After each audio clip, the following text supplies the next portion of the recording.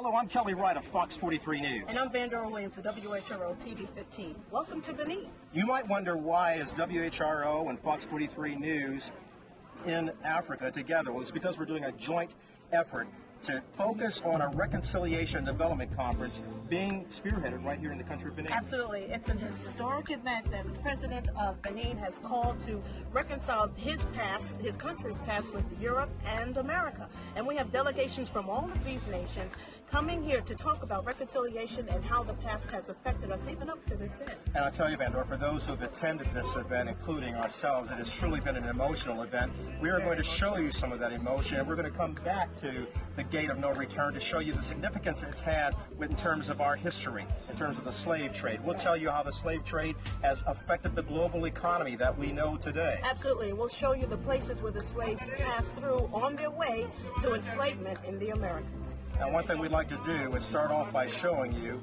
Benin.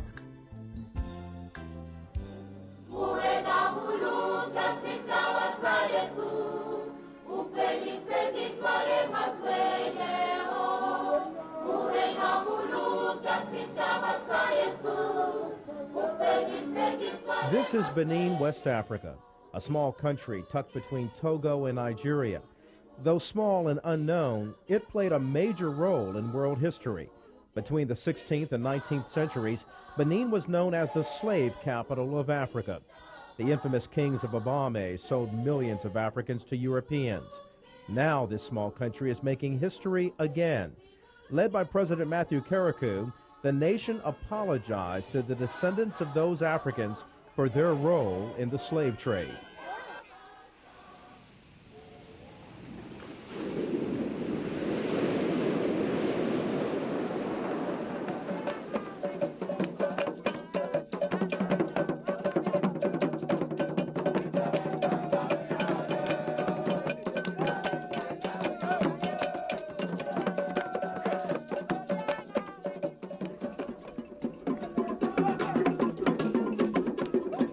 Africa is alive with rhythm.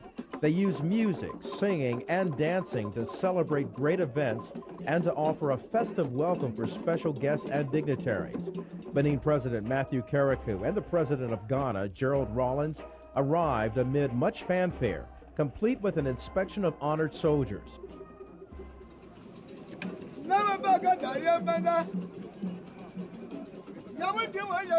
The kings of Benin arrived with quiet dignity. They all gathered in Cotonou, Benin, to do a noble thing, apologize for slavery. More than 300 people traveled to West Africa to hear the apology. An apology President Karakou hopes will change the course of his country's future. 4 centuries ago, our beloved Africa was subjected to the most traumatic and dehumanizing treatment in the history of mankind, the slave trade.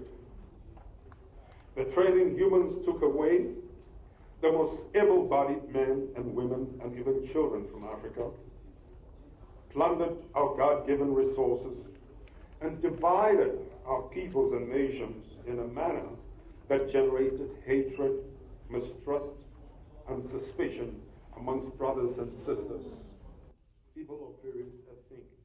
For years, many believed that Europeans raped, pillaged, and even stole Africans from their native land and subjected them to a life in chains. But the facts expressed during this reconciliation conference in Benin reveals the evidence that African kings entered an unthinkable alliance with Europeans to sell their own into captivity. In 1444, Portuguese merchants sailed to what was then Dahomey. There they brokered a fiendish deal: trade valueless goods, wood, gunpowder, silk, and tobacco for human souls. I will tell you that through your visit to WIDA, we will give you very hard explanations.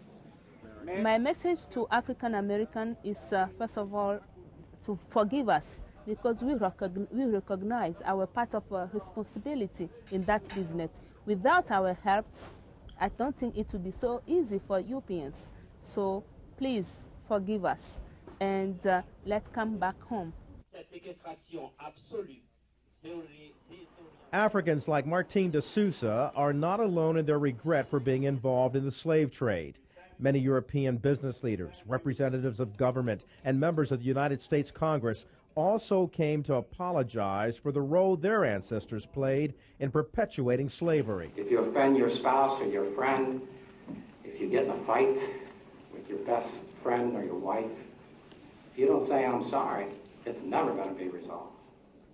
U.S. Congressman Tony Hall is no stranger to West Africa, and he's no stranger to the growing desire for an official apology to be made for slavery in the United States. In 1997, on the heels of President Clinton's dialogue on race, Congressman Hall introduced a House resolution for Congress to apologize. The Congress apologizes to African Americans whose ancestors suffered as slaves under the Constitution and the laws of the United States until 1865. The resolution hasn't passed yet, and it hasn't been taken up for debate. So Hall traveled to the small Republic of Benin, to the root of slavery, to join others in offering an apology. I know that I would not want my children sold as slaves. I know that it would tear me apart if my wife was taken from me. I know that I would be angry if I was beaten or whipped or simply because of the color of my skin. Senator James Inhofe offered an apology to the African American delegation. But as far as the ancestors of white America and white Europe, I ask on their behalf to the ancestors of black America, being grieved, the total and divine forgiveness which I ask of today, once and for all. Let me, once again before you, say on behalf of our people how sorry we are for the misdeeds of the past. How do I, as a white European, begin to speak on behalf of the tens of millions who have perpetrated the slave trade? And we ask your forgiveness for the abominations we, through our forebears, have inflicted upon you, our beloved brothers and sisters.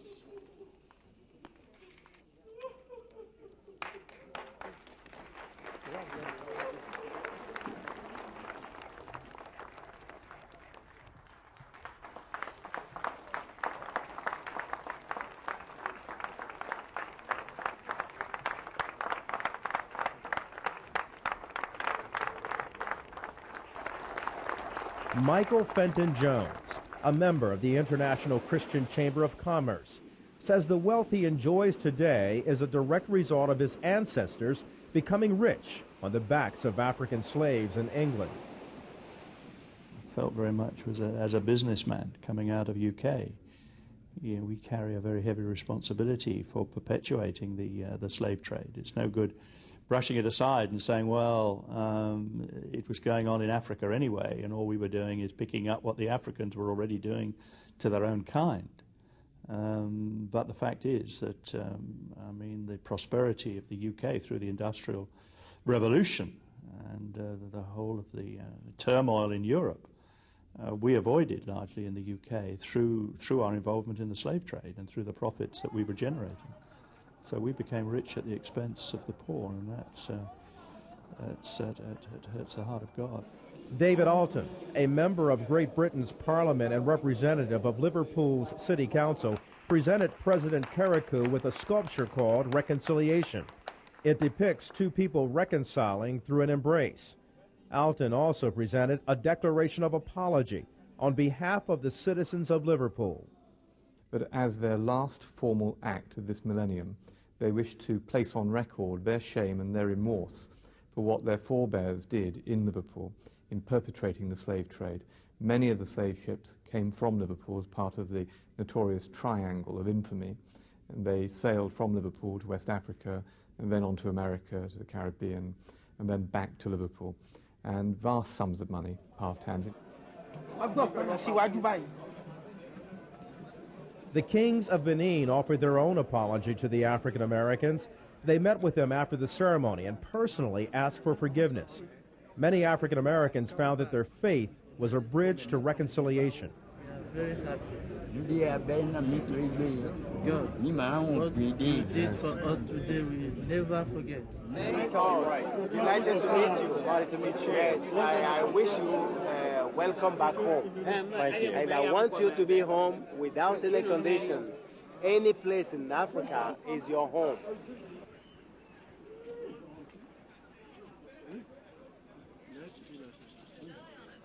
Alistair Geddes of Scotland is now a businessman in Virginia Beach and the pastor of an interracial church in Norfolk called Riverside. But more than 30 years ago, Geddes led a different life as a security officer in Rhodesia. In fact, I was a part of propping up what was then a racist regime. It really wasn't totally apartheid, but it was very close to it. Something happened dramatically in my life in 1971 that really turned me around, in that I've been working on racial reconciliation ever since that time. Geddes says apologizing for slavery is the noble thing to do. He adds the faith community must lead the charge towards true racial reconciliation. I think faith helps you to understand where guilt comes from. A lot of people in America today don't see guilt with what it is. They put it off on something else. People have put aside, they've shoved it aside, this whole thing of, well, what you did was wrong, make an apology, you should be guilty, feel guilty about it. Also on the African American side, I think they've put off their problems on, well, the white man did it to me, therefore I've got a right to be bitter. But you know what? Bitterness kills. Bitterness heats up at the soul. Bitterness causes broken down relationships, and it is a time for healing.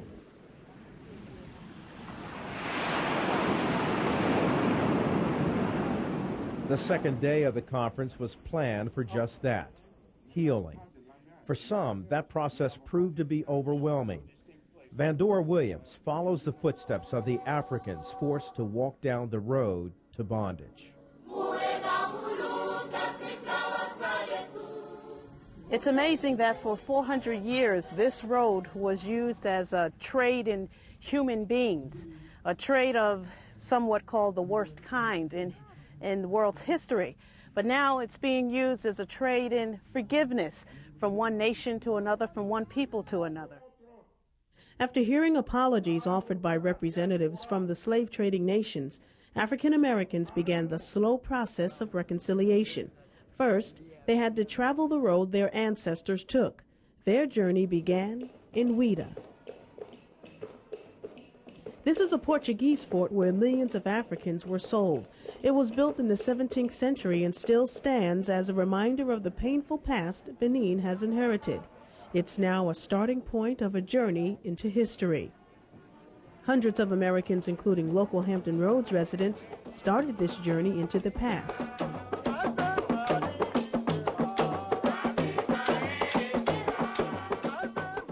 They were greeted with ritual song and dance. Inside, the story is told how human trade began in Africa. The next stop was the auction place. In this exact spot, thousands of people were auctioned off. After being sold, the Africans had to walk. From the auction place, they walked a straight and narrow path, not knowing what lay ahead. They were taken to the place of Zamai, where they were kept in darkness and branded. They were being prepared for the holds of the slave ships. We have different kinds of heads. The small heads represent people from the north. They were in a little number deported. And we have two big heads. The first one, which shows the presence of the Yorubas. The Yorubas also were greatly deported. The Yorubas are from Nigeria.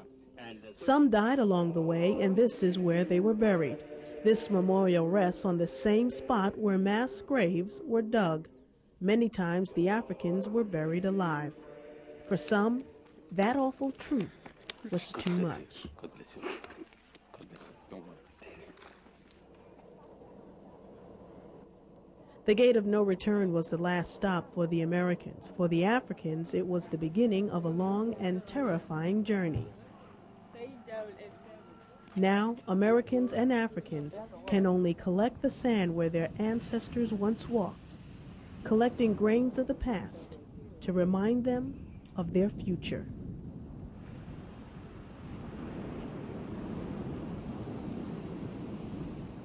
I think that we have dealt with our inner pain, it is just almost like icing on the cake. It's like lifting, it's like a burden or a veil or something, because we're not waiting for the apology, but the fact that someone out of their own integrity is willing to offer it is just so refreshing. It's like cold, cool, refreshing water.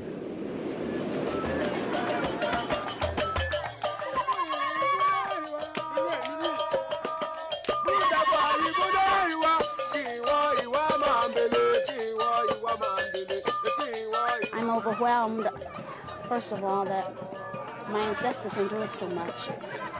I'm a product of the 60s. My grandfather was a sharecropper, and I thought I endured hardship. But it's minor, considering what I found here in Benin. It's impossible. I just can't begin to fathom what these people went through. You see, I was just telling somebody that you had to dehumanize the person to a point where this individual is no more a human being, it's just a thing for you to be able to do what happened here. As an African in the United States, I can more, in a better way, empathize with what the African American is going through, the very agony that has been passed on from generation to generation. Brian Johnson lives in Virginia Beach. He's been involved in African countries for more than 20 years. He's among a growing number of African Americans who believe the African apology for slavery lifts a burden for whites and opens the eyes of blacks. The tragedy of the slave trade still lingers on in the minds of many people here in Africa, as it does in America. There are tribes who were sold into slavery who still hold animosity to the other tribe, against the other tribes who sold them. One tribe running from a life of slavery gave birth to a unique city on the outskirts of Cotonou. Their ingenuity and creativity have earned them the name Venice of Africa.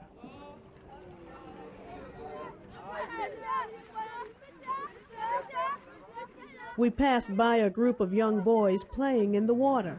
It's about 4:30 in the afternoon on a hot winter day. Many people are making their way back to their waterfront homes. Thatched roofs and wooden buildings fill the horizon. This is another part of Benin, a city built on the water, literally. 25,000 people live here in Ganvi. In English, that's translated as peace. They make their living off of the water by fishing. Ganvi is a result of the African slave trade. In 1777, people from the village of Aja were at war with the king of Abomey, and they were losing. If captured, they knew they would be sold as slaves to the Europeans. They looked for a place where they could live without fear of the king's army finding them. Ganvi was that place. Life is very simple for the people here. 98% are fishermen, 2% are merchants. The netting and tall grass in various parts of the lake are strategically placed to capture fish. The only mode of transportation here is by boat. Neighbors must visit each other by sailing from house to house. At dusk, women and children collect drinking water from central points in the city. Shopping is done at the floating marketplace. Though their life is simple, it is hard. Education and health care are sorely lacking in the city. Many young people who can leave to be educated on the mainland. Entrepreneurship in Ganvi is alive and well. There are 3 hotels within the city. Satellite dishes, battery-operated TVs, and solar panels keep them up to date. The proprietor of the Ganvi Hotel has a hope for African Americans. S'ils peuvent rester avec nous, He said if you can stay with them, it will be very good. apporter ce qu'ils ont fait là-bas, les entreprises, toutes sortes de choses là, et faire de manière que Ganvier soit le petit Amérique là, ce serait très bon. He said that you take part of the building of America, okay? And that if you can come and settle down here, all right, and teach them what you've done there in the United States of America, if you can bring all here, your enterprises, everything here, so that to save life of Gambier people, it will be wonderful. Until the entrepreneurs from America join with the people of Gambia, they have to create their own opportunities. For some, the daily routine of casting nets will have to be sufficient.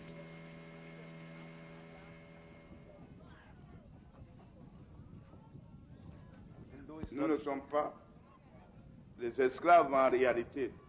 And my message to the African Americans is they should cease to consider themselves as slaves and see that God has got them in this country to serve. And there's nothing greater than serving. Beyond reconciliation, President Karakou hopes many African Americans will return to Benin to spur more economic development. Although a poor country, Benin is ready for expansion. Tourists travel here from Europe to vacation at the city's resort area, which resembles a Caribbean island. Bandora Williams gives us a tour of Cotonou, the largest city in Benin.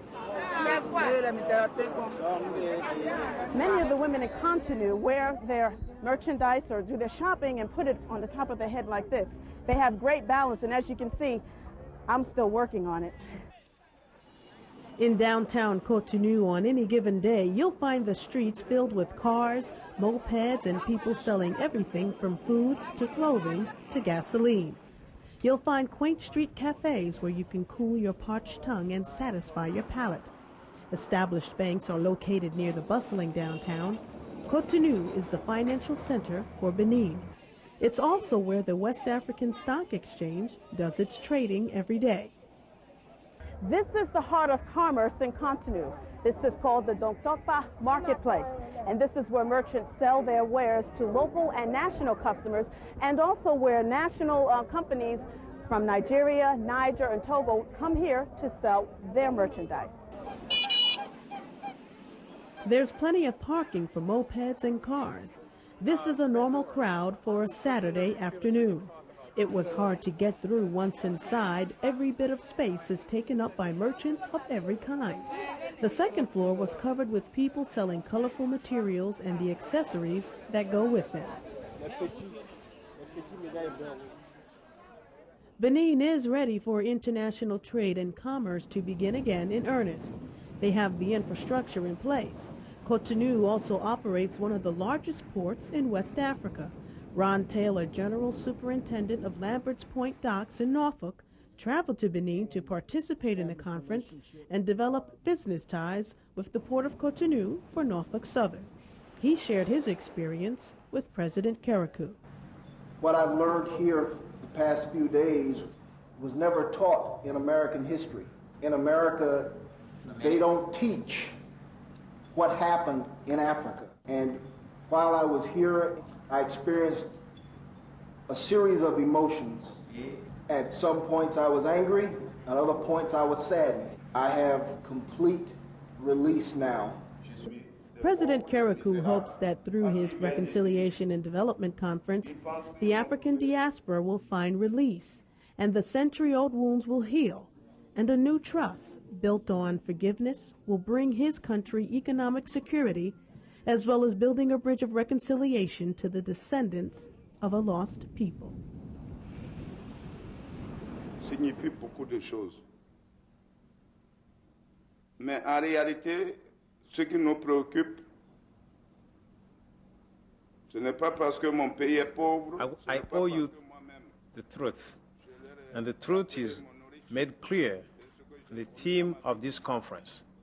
The theme is reconciliation and development. The word development does not appear in the theme because I'm from a poor country. It does not appear in the theme because of what I've gone through in my life. It does not appear in the theme because we want money. I think what is very, very important for me at this conference is reconciliation. And if we, because I'm also the president of the poor in this country, and if we were to put development before reconciliation, I'm sure of one thing: God will not bless such a development. That is why the most important thing for me was this pardon, this forgiveness that we needed from you. Developing relationships will take time, and the Benin people stand ready for the challenge.